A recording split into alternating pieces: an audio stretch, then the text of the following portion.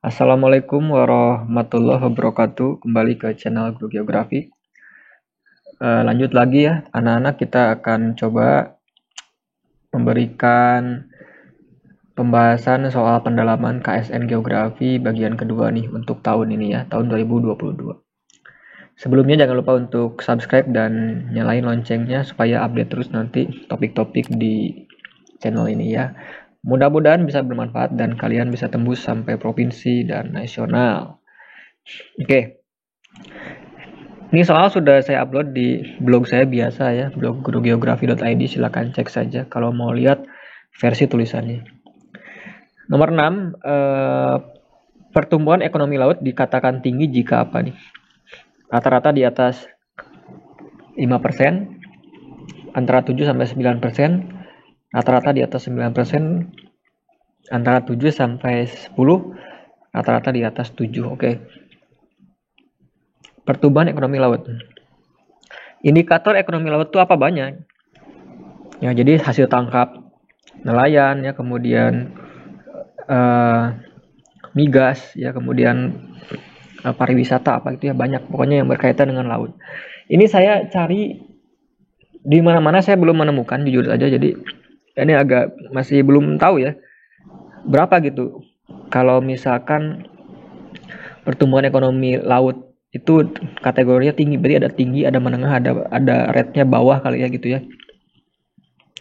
Mungkin sih kalau misalkan di atas 9% ya rata-ratanya tinggi kali ya. Saya sih kurang tahu kalau ini karena belum dapat infonya. Saya cek keywordnya juga di Google, saya belum menemukan si file ya, kemudian jurnal atau berita yang menyatakan berapa rate dari pertumbuhan ekonomi laut ini. Jadi silakan adik-adik cari lagi ya, dan tanya ke guru atau ke dosen, silakan, karena saya belum menemukan sampai saat ini ya. Silakan dicek dulu ya. Nomor 7, lapisan ionosfer yang hanya terbentuk pada siang hari. D, I, F. Jawaban lapisan D dan E benar, semua jawaban benar. Oke. Ionosfer itu kan ionosfer ya, dari kata ion. Nah, jadi karena lapisan atmosfer itu banyak. Nah, si ion ini kan fungsinya nanti ada yang menyerap matahari ya, gelombang elektromagnetik ya, foton itu kan. Ada juga yang memantulkan gelombang radio gitu kan. Nah, ini bisa dicek di sini anak-anak.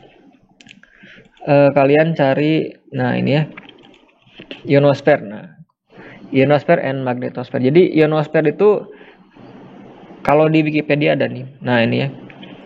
Ini jadi kalau misalkan saya perbesar.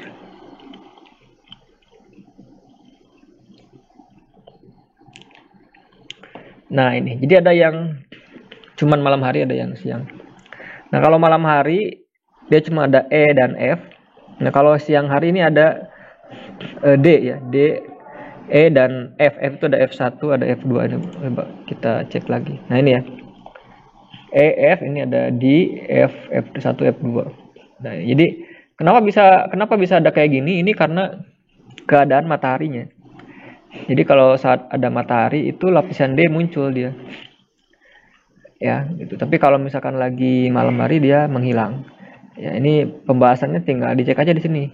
Pokoknya berkaitan dengan si itu, gelombang elektromagnetik matahari tadi ya, molekul-molekulnya. Jadi kenapa bisa muncul, kenapa malam harinya menghilang. Nah, ini ya. Historically, the ionosphere was thought to be composed a number of relatively distinct layers that were identified by the letter D, F ya. Nah, kemudian ini dibagi F1, F2 yang F ya. Oke, di sini ada penjelasannya. Gitu ya. Nah, jadi silakan dibaca aja. Gitu ya.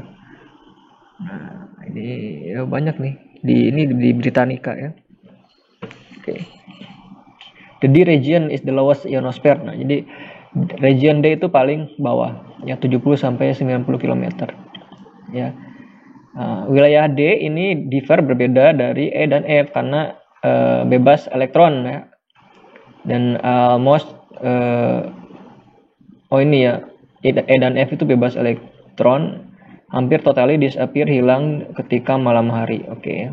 Because they recombine with oxygen ion to form electrically neutral oxygen molecule. Jadi karena rekombinasi ion oksigen menjadi electrically neutral oxygen molecule. Ini apa nih ya? Oke. At this time, radio wave pass ya, melewati through to be strongly reflecting E dan F layer above. Oke. Nah, silakan dibaca aja. Pokoknya ini berkaitan dengan karakteristik lapisan D, E, F ya. Nanti bisa aja muncul kan apa karakter E, F gitu ya. Cek di Britannica ini. Jadi jangan hanya mengandalkan sumber lokal ya. Yang luar negeri banyak.